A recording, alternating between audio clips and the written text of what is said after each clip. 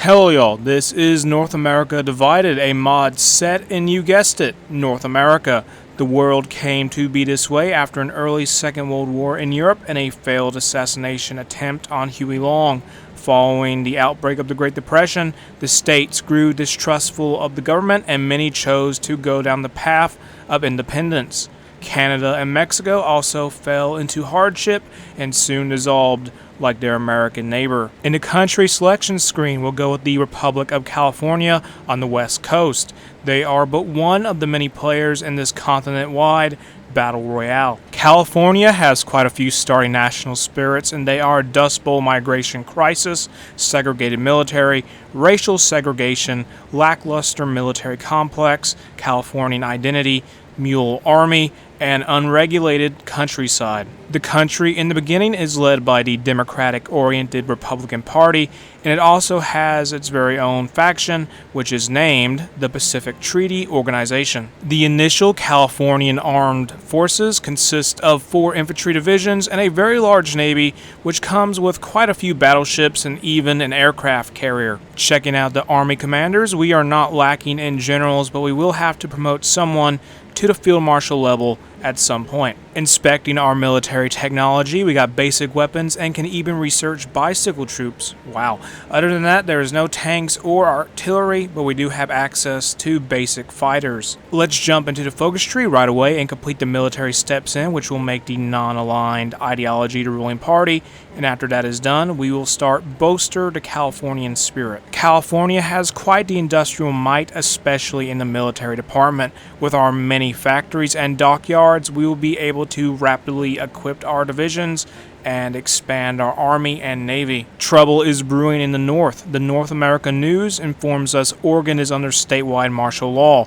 It has something to do with stopping the communist forces there. Oregon just can't catch a break. They had something called the John Day Massacre occur, and to make matters more concerning, the land there is being split between the Socialist Republic of Oregon, the Republic of Oregon, and the Unitary Republic of you-know-the-place. The military takeover is done, our flag changes, and the country name becomes the new California Republic. We'll just call it the NCR. Also, George S. Patton has become the country leader. George Patton is historically known as a prominent American general, but how is he related to California, you may ask? Well, after his Confederate Colonel grandpa died, Patton's grandma moved with her children to California. One of these children was George Patton's dad, who would later marry the daughter of one of the most wealthiest men in the state, and she would be Patton's mother. Patton himself would be born in the city of San Gabriel in 1885. Our Army is made up of California Minutemen units. We will train and deploy as many of them as possible. They will have to do for now. Though that said, we will eventually modify the template in the future. New developments in Oregon. There are more countries there now. These include, but aren't limited to, the Imperial Wizardom of Oregon, the Principality of Oregon, and the Cascadian State. We're not done listing off the factions in Oregon just yet. We can't forget about the Republic of Neo-Africa and the Portland Commune. Apparently the land in the north wasn't big enough for all the new countries because we just got informed the Oregon Civil War has begun. To our east, the Republic of Texas is in a little trouble. They're fighting a 1 versus 2 against the team of Oklahoma and Louisiana. Continuing down Patton's focus path, let's do Southern Spirit, Army Click, Cult of Patton, then go up to the right and do Hollywood Dreamers, the Coalition, and Disney propaganda once we do the Coalition. Who could have predicted George Patton and Walt Disney working together? Down in Mexico, the Haciendas battle what I guess is what is left of the Mexican government authority. Besides Mexico and the Haciendas, the state of the church is also getting involved by attacking the other 2 countries. The Texas-Oklahoma-Louisiana conflict drags on. It appears that the Texans may come out as the victors. Forget what I just said, they just signed a white peace, the old borders are restored, and now everyone is friends again. The NCR is going to expand, not into Nevada, no. We're going to justify a war goal on Utah. Keeping a close eye on Oregon, not much has happened, but eventually something will, and one of the many factions there will come out on top in the Civil War. The Minutemen have been beefed up. They got more infantry, support companies, and even support artillery.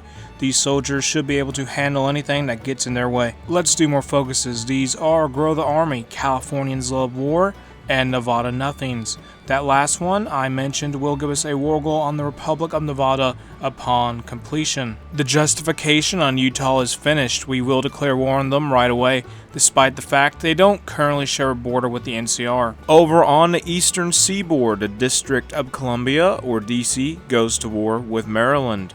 The first participant to be defeated in that civil war north of California is the Principality of Oregon. I have very ambitious plans for the NCR. Even though we're already fighting Nevada and Utah, we'll get into another one by striking at the intimidating Colorado Empire. Let's complete the focus, cowardly Arizona, and when we have the requirements completed, we'll do Sacramento speech. And after that, we'll go down and do Patton's Gambit. Nevada has a smaller military than California, so we're just charging in. But if the resistance for whatever reason becomes too tough, we will raise their capital and they will have to build a new Vegas over the old one. Just so we'll have someone to battle after we're done invading Utah and Colorado. We're justifying a war goal on Soviet Wyoming.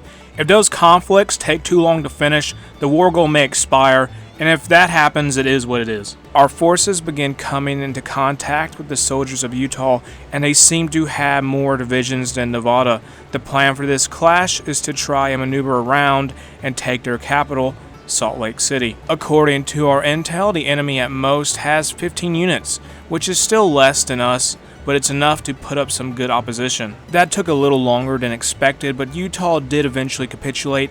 In the fallout of that, the Colorado Empire may try to advance into our newly conquered provinces. Two clear dominant players are rising in that civil war taking place in you-know-where. These two are the Unitary Republic and the Socialist Republic, respectively. Colorado definitely has some good defense, but if we can find a gap in their line, we will take advantage of that and go right around their troops. A lightly defended area has been located in northwest Colorado. We'll sneak through that and gain some ground.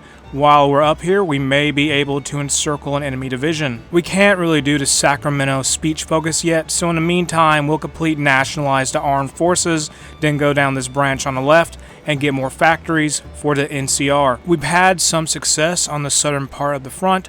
It shouldn't be too long before we get to the city of Denver. To the east, for reasons unknown to us, Ohio declares war on Kentucky. One of our units managed to capture Denver, the capital of the Colorado Empire. They are isolated though, and we'll have to fight like dogs backed up into a corner in order to hold on to it. Colorado was beaten as they couldn't really hang on after the loss of their capital, and so we will now direct the legions of soldiers in the NCR to the borders of our neighbor, Arizona. In Oregon, it seems the Socialist Republic is losing ground, which means the Unitary Republic may soon be the one with most of the land in the former state. We're invading Arizona just in time too, because apparently they have a war goal on the Navajo Nation, but they won't really be able to use it given, the aforementioned incursion. We finally start Sacramento speech, but that doesn't mean we're going to stop expanding. What does that mean? Well, we're going to have the entire army go on vacation in Idaho. Just don't question the fact they're bringing their weapons with them. The offensive is going just fine. We just got to get to the Idaho panhandle, and that should be enough to capitulate our opponent. We set our sights on the state of Washington, or the Republic of Washington as it is now known. I will admit I may have underestimated the strength of their army. More focuses, let's do Green Hornet Army and Warlord of California when we are able. That one I just mentioned does require us to control some specific territories, so it may have to wait. As we advance into Washington, we trapped 4 of their units. If they are destroyed, that would be a tremendous loss for our foe. It's official, the Unitary Republic of Oregon is the last Oregon standing. It took them a while, but they got there. I thought the NCR wasn't fighting enough wars, so I went ahead and started one with Montana. Hopefully they're easier to beat than Washington. We need to bring the new California Republic to a new frontier, and because of that we justified a war goal on the Unitary Republic of Oregon. With our military concentrated on Oregon, they will bring a crusade-like fury across the land, and that should lead us to victory. With the wars in the north over for the time being, we look to the south and attack the Navajo Empire. Once we're finished there, we will march into New Mexico and Baja California. Looking over the rest of the USA, it is quite peaceful in some areas, but where it isn't is in New England, because the Republic of New York and the Democratic League faction it leads is fighting some of its neighbors for control of the region. New Mexico feels the weight of the NCR as it crashes into them. While this is happening, we will probably justify on Sonora, as they could possibly take over the Baja California Peninsula before we even get there. More focuses to complete these will be Warlord of California. Then after that, we'll do ones like Spoils of War, Californian War Machine, and Disneywood, which is where Hollywood will be nationalized and Walt Disney will be put in charge of it. Our divisions will blitz through Sonora in order to deny them access to Baja California and maybe get the ones that are already there stuck. Sonora is annexed, and with that we took out 2 birds with 1 stone, resulting in even more territory under NCR control. More developments in what was the northeastern part of the USA. The Pennsylvania Empire declares war on New Jersey, and it looks like Big Michigan is fighting the Republic of New York. The Jeffersonian Republic has existed for a while, but I say it's about time we bring it into the fold of the new California Republic. The Pennsylvania Empire is going crazy. Now they have joined Michigan by going to war with New York, and they may also possibly be fighting Indiana. We released Washington and Oregon as puppets to stop their resistance from getting too high. With that said, the House always wins, because even though we lose land, we can now take advantage of their manpower. The Jeffersonian Republic is facing defeat. All we must do is seize Gold Beach and Eugene, and then they will be unable to withstand a country that some could call America's successor state. Sonora and Chihuahua were released because of high resistance in those states.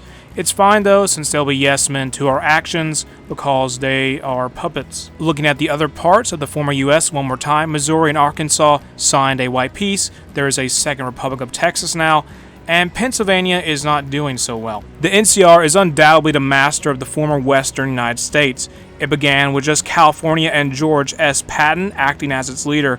Then with some blood and guts, it was able to grow by battling its way through the many countries in the east, the north, and the south. The video is going to end here. If you enjoyed the mod, make sure to check it out in the description below. If you enjoyed the video, make sure to like and subscribe. Leave a comment. Have an awesome day. I'll see y'all later. Bye.